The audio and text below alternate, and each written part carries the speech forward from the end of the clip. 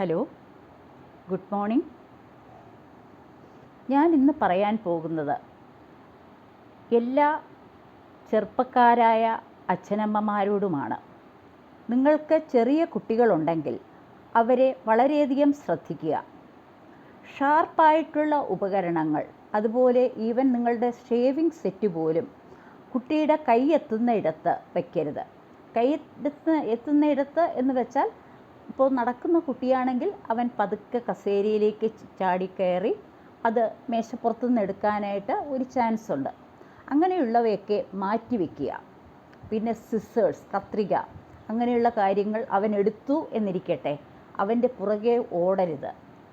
കാരണം അവൻ വീണ് അത് അവൻ്റെ പുറത്തേക്ക് കുത്തിക്കയറാനായിട്ട് കാരണമായേക്കാം. അത് അവോയ്ഡ് ചെയ്യണം. അവൻ നിൽക്കട്ടെ, അത് അവനെ പതുക്കെ ആശ്വസിപ്പിച്ച് അത് പതുക്കെ കയ്യിൽ നിന്നും വാങ്ങുക. പിന്നെ മെഡിസിൻസ് ഒരിക്കലും അവൻ്റെ കയ്യെത്തുന്ന ദൂരത്ത് വയ്ക്കരുത്. മെഡിസിൻസ് നിങ്ങളുടെ അലമാരകളിൽ പൂട്ടി വയ്ക്കുക. പിന്നെ കുട്ടികളെ പിടിക്കുന്ന കുറേ ജനങ്ങളുണ്ട്, കുട്ടികളെ പിടുത്തക്കാർ. അവർ പല രൂപത്തിൽ വരും. ചിലപ്പോൾ റിച്ച് പീപ്പിളായിരിക്കും. നമ്മൾ ഈ ഇടയ്ക്കൊരു സംഭവം കണ്ടല്ലോ കൊല്ലത്ത്. അതുപോലെ കുട്ടികൾ പോകുമ്പോൾ ഒരു ശ്രദ്ധ പാരൻസിന് വേണം. കാരണം ഇവർ എന്തിനാണ് കൊണ്ടുപോകുന്നത്, ഈ കുട്ടികളെ പിടിച്ചുകൊണ്ടു പോകുന്നത്? അത് നരബലിക്കാണോ, മന്ത്രവാദത്തിനാണോ, അതോ ഭിക്ഷാടന മാഫിയയ്ക്ക് കൈമാറാനാണോ, അതോ അവയവ കച്ചവടത്തിനാണോ, അതോ സെക്സ് മാഫിയയിലേക്ക് വിടാനാണോ? ഇതൊന്നും നമുക്കറിയില്ല.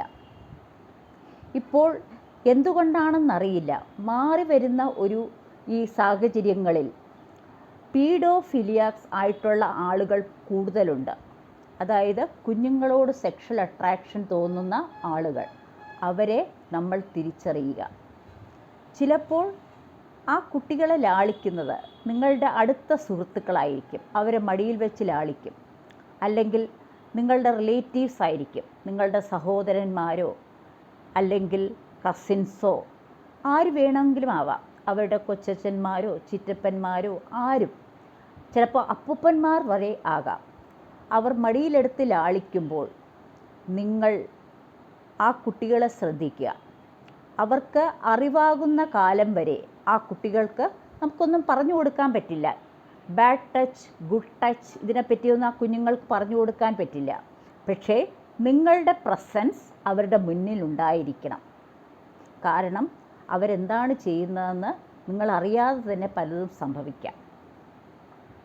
മനസ്സിലായോ? ഇത്തരം കാര്യങ്ങൾ വളരെയധികം ശ്രദ്ധിക്കണം. പിന്നെ നിങ്ങളുടെ ഗേറ്റ് പൂട്ടിയിട്ട് കാര്യമില്ല. നിങ്ങളുടെ മുൻവശത്തെയും പുറകുവശത്തെയും വാതിൽ, നിങ്ങളുടെ വീട്ടിൽ ഒരു കുസൃതിക്കുട്ടനുണ്ടെങ്കിൽ ഒന്ന് അടച്ചിടുക, പൂട്ടിയിടുക. കാരണം കുട്ടികൾക്കൊരു ശീലമുണ്ട്.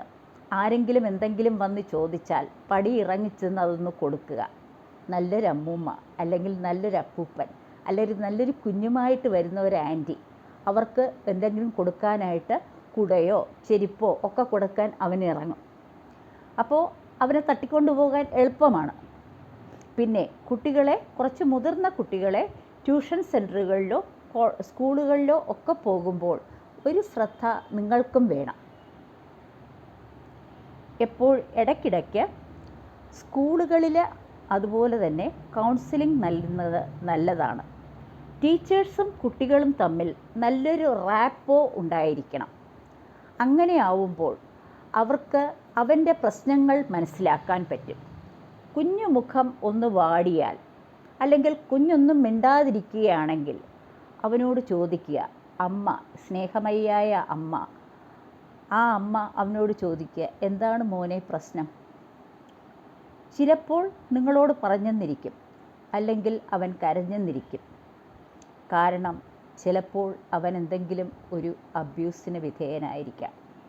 അവൻ പഠിത്തത്തിൽ ശ്രദ്ധ കുറയുകയാണെങ്കിൽ, അല്ലെങ്കിൽ അവൻ്റെ എക്സ്ട്രാ കരിക്കുലർ ആക്ടിവിറ്റീസിൽ നിന്നും അവൻ മാറി നിൽക്കുകയാണെങ്കിൽ ശ്രദ്ധിക്കുക, അവന് എന്തോ ചെറിയ പ്രശ്നമുണ്ട്. അത് ചെറുതായി കളയരുത്. നിങ്ങളെക്കൊണ്ട് പറ്റുമെങ്കിൽ അത് റിവീൽ ചെയ്യിക്കാൻ ശ്രമിക്കുക. അല്ലെങ്കിൽ നിങ്ങൾ അവനെ ഒരു ചൈൽഡ് സൈക്കോളജിസ്റ്റിൻ്റെ അടുത്ത് കൊണ്ടുപോവുക. അവർ സ്നേഹത്തോടെ അവനോട് ചോദിച്ച് കാര്യങ്ങൾ മനസ്സിലാക്കും. ഓരോ അമ്മയും ഓരോ ടീച്ചർ കൂടെയായിരിക്കണം. ഒപ്പം നല്ലൊരു ഫ്രണ്ടും നല്ലൊരു കൗൺസിലറുമായിരിക്കണം ഓരോ അമ്മയും ഓരോ അച്ഛനും. അച്ഛനെ കാണുമ്പോൾ ഓടി ഒളിക്കുകയല്ല വേണ്ടത്. അച്ഛൻ അങ്ങനെയല്ല പെരുമാറേണ്ടത്. കുഞ്ഞിനെ നെഞ്ചോട് ചേർത്ത് വെച്ച് വേണം അച്ഛൻ സ്നേഹപൂർവ്വം വാത്സല്യപൂർവ്വം അവനെ വളർത്തിയെടുക്കാൻ. ഞാൻ പറഞ്ഞത് മനസ്സിലായി കാണുമല്ലോ? ഓക്കെ.